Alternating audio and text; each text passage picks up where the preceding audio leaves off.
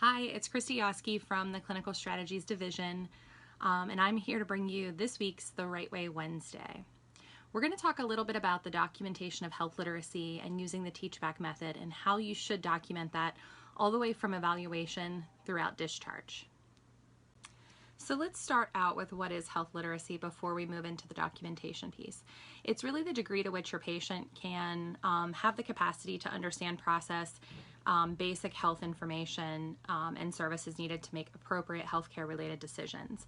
The teach-back method is simply put, I teach my patient the health literacy material, and then I ask them to teach it back to me as if I'm their patient.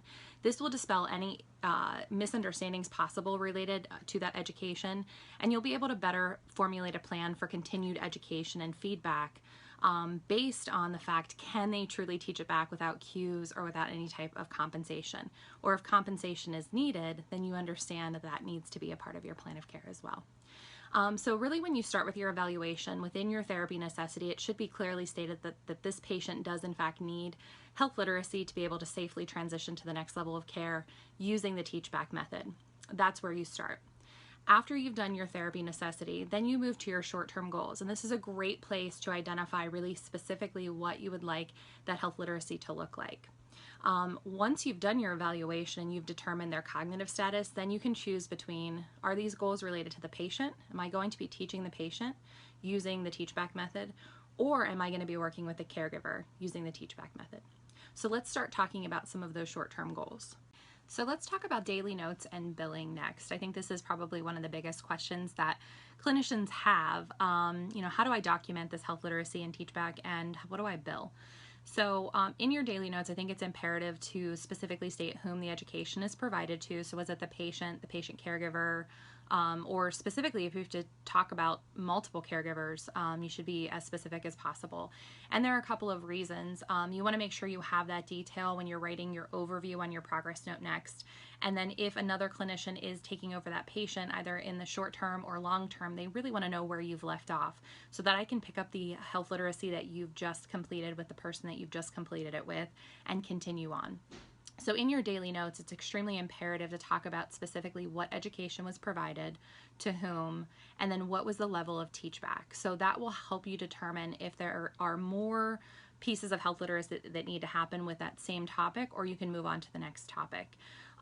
So that's going to be extremely important. If you don't document that level of teach-back and then your plan within that daily note, then there may be some confusion as to what's next, or did the patient get it? Did they understand? Was there any misunderstanding?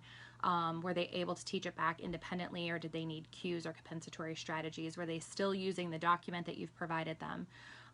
So I think all of that is very important within your daily notes. And as for billing, you really should look at your fiscal intermediary, their local coverage determination for guidance. But for the most part, we're seeing physical and occupational therapy using either 97535 with self-care for occupational therapy, or 97530 within physical or occupational therapy, depending on the topic. If it's specifically related to disease process, we do see therapeutic activity for physical therapy, and then self-care related to occupational therapy.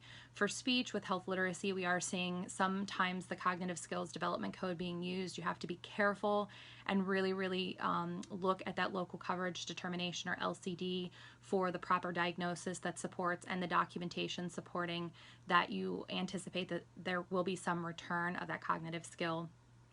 Or the speech and hearing code that we often see utilized quite frequently with education and training within the speech therapy role. So your daily notes and your billing, again, it really is up to the clinician where you bill that, but it is based off of your LCD, so please make sure you've reviewed that prior to doing any sort of documentation related to health literacy.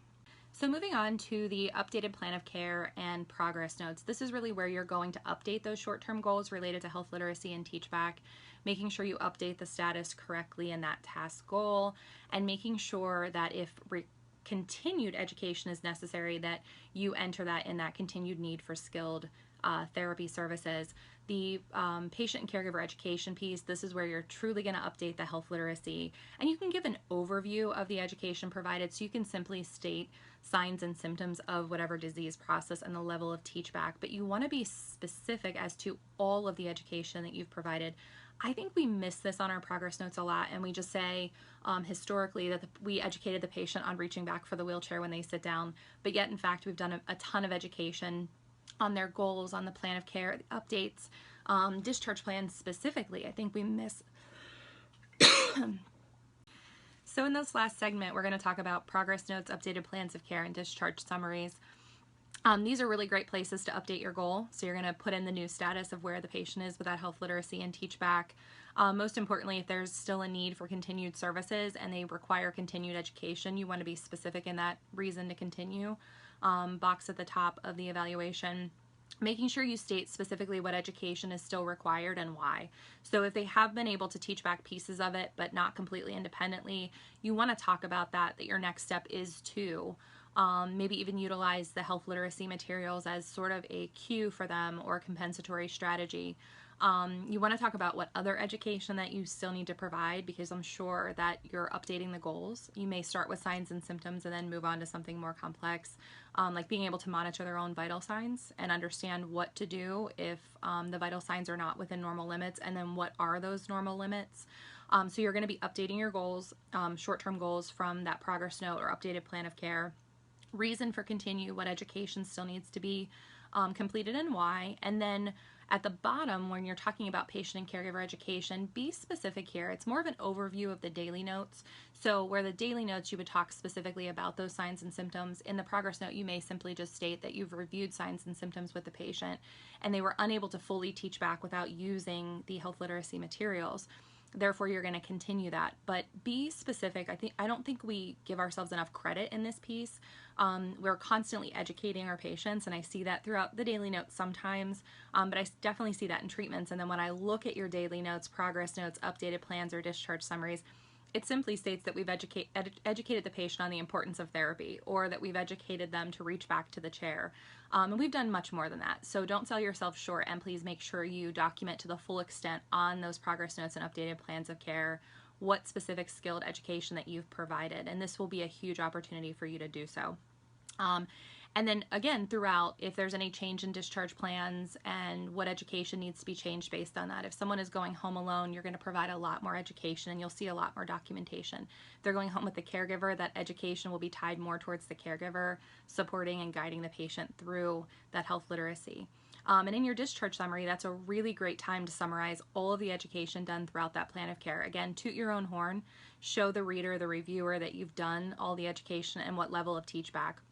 You also can document return demonstration, which I know we're not specifically focused on today, but the piece of return demonstration is now that they've been able to teach back the information, now that they're doing it in an ADL, gait activity, stair climbing, those types of activities, can they actually take the education that you've provided them and implement it into a task? And I think that's just as important. We didn't heavily focus on that today, but I think it's worth mentioning that throughout that plan of care, we should be talking about health literacy. We should be talking about teach back and return demonstration, and making sure that we formulate and adjust our plan of care based on the changes in the ability of the patient and or caregiver to teach back and then return demonstrate the actual education provided. So that's it for this week. I hope you've enjoyed the Right Way Wednesday on health literacy and teach back. We'll see you next time.